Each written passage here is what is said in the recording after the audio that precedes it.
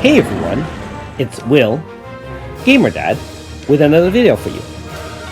So one of my subscribers suggested that I make this video for you guys for those who have finished the Lord of Mana or on your way to finishing the Lord of Mana side game and don't know how to get Mana's final Valor Chant. Now she starts with a level 2 Valor Chant, and you do have to do a specific quest in order to get level 3's Valor Chant. So just a reminder, if you haven't already, make sure you like and subscribe to my channel. I really appreciate it. Also, I do have a Patreon account for those who are interested in supporting me this way. So first of all, in order to get to that quest, you do have to finish the Lord of Mana game, and I actually have been putting it off until today. So you can see that the first boss is similar to the Envoy Dragon that unlocked all those 5-star abilities and stats. And you can see that in the Lord of Mana game itself, if you have the right composition, the boss battles are actually very easy. And if you do need some ideas on how to put it together a Lord of Mana team, I do have a video on the optimal team strategy and setup as well. Now this is actually the very final battle in order to finish the main part of the Lord of Mana game. Now keep in mind that you still have to farm lots and lots of IDA bits in order to finish the friendship dating for all the characters that you do come across. And in order to unlock all the final rewards, that is, the Chrono Stones, the Chant Scripts, Guiding Light, Luring Shadow, so on and so forth, you do have to maximize friendship points for 25 characters. So keep that in mind as well. Now this is the final boss, and it is very reminiscent of King Parsifal. Now just a mild spoiler alert, for those who didn't realize, remember that this Lord of Mana game was actually programmed by Fukuhira. However, Mother in the IDA 3 quest actually raided all those memories, and that's why the bosses and the environment seem very similar. So that's why you can see we are actually fighting indeed an image of the Lord of Parsifal. Now, after the battle is done, there is a little bit of a dialogue, and you can see that it tells you that there should be a sequel of the game coming up, and it's very reminiscent, obviously, of the Empire Strikes Back, aka Star Wars. I will say I really do like how the developers kind of key in on other pop culture or current, like popular things. Remember there were references to things like Starbucks or other things as we were doing IDA Part 3 as well. So after all that is done, you can see that we go back to Fukuhira, and we just trigger an event. So after you finish this interaction with Fukuhira, you will finally unlock the ability to start and of course finish Mana's level 3 Valor Chant quest. And I will say it is actually very difficult to find all the hidden things, because it's not really well explained. It's just kind of hinted at that there is a problem in the game, a bug, and that we have to look in the Lord of Mana game to kind of find it. Also a reminder that you do get 100 stones, as you saw earlier, when you do finish the actual Lord of Mana main boss. So that's a very nice reward, and it's on top of all the other rewards we get for trading in all those friendship points and maxing out those friendship levels. So after you finish talking to Fukuhira, you now go to IDA school, H block, and you'll go to the second floor where the IDEA main headquarters is. Now, one of my other videos, I did show you that you can actually warp back to Hismina's dream world and fight up to 100 of each of the mobs if you haven't already, as well as the horror that you can find inside that particular dungeon. And the reason for that is that currently there is no actual another dungeon using red or green keys to go into Hismina's dream world, so there are no points to farm so far. And if you do want all the Chrono Stones rewards, you do want to go back in and get that. Now, the first thing is, after you warp in, go to the entrance to the left of the part you warped into. And then you push all the way left until you warp into that area where you saw this gate.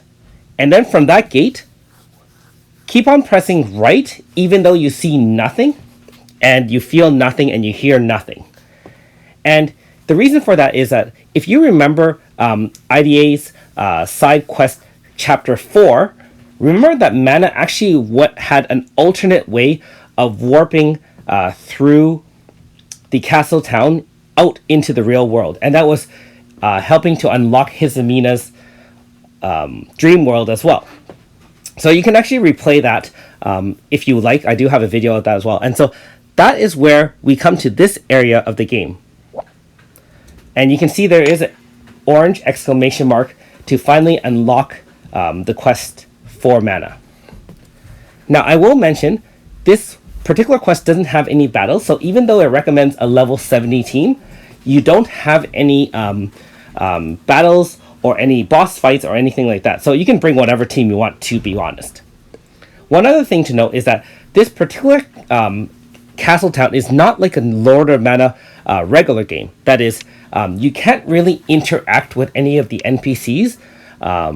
Whereas in the Castle Town, of course, there's a lot of people you can talk to and gain more information about as well. So you can just go ahead and do the quest directly. And that being said, with most quests where they unlock the Valor Chant level 3, it is very reminiscent of most of the storyline characters, not so much the gadget characters, but when you do a final quest to kind of unlock their 4-star board and become a 5-star, this is kind of the same thing, except that Mana already is a 5-star, so we didn't have to go through all the trouble of unlocking her 5-star board. In this case, it's just to enhance her Valor Chant. So if you see, just go to the house to the right of the tavern, and it's an unmarked house. But that being said, there weren't that many places to kind of look, and I did cut out some of the video to kind of streamline things as well. And so we've discovered a light, and it seems to be calling for Mana. So of course, Mana is now introduced to interact with this particular light. Now again, with this entire quest, you won't have to really do much of anything. Just kind of read the dialogue. And I will say, it is very nice that they kind of added this last little bit to kind of flesh out the story of Mana and her relationship with her mother. That is the computer one. Do recall at the end of chapter 4, we did kill off, unfortunately, the robotic version of Mother. And so, she has disappeared and said her goodbyes to Mana. But in this case, now that we've warped back into, shall I say, the real life version of Castle Town, that is, this one is actually not within the Lord of Mana game. So it's not a digital version. This is almost like a dream world within reality. And so it's kind of hard to understand, and I don't really fully understand it myself, to be honest. But recall that Mother was able to manipulate worlds outside the digital realm, which is why she could kind of lock people with those red pillars and get people to warp into the dream world with those dark apples. So this is actually outside the game, which is surprising. So we just have to follow the light, and you can see that Mana can manipulate digital things just like she did when she was trying to escape from Mother's wrath. And you can see that we're now talking to an iteration or a part of the consciousness of Mother. Just from the way you can speak to Mother, you can see by the caps, it was very similar to when we were finding all those beast dogs, when we were kind of putting together Mana's different personalities. This is only one small part of the Mother's personality, I guess the leftover remnants of it after we destroyed her physical body.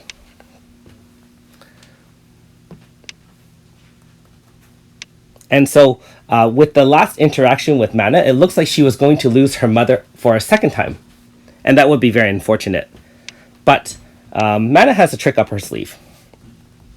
Remember, she can manipulate gates and things within the digital realm and beyond, shall I say.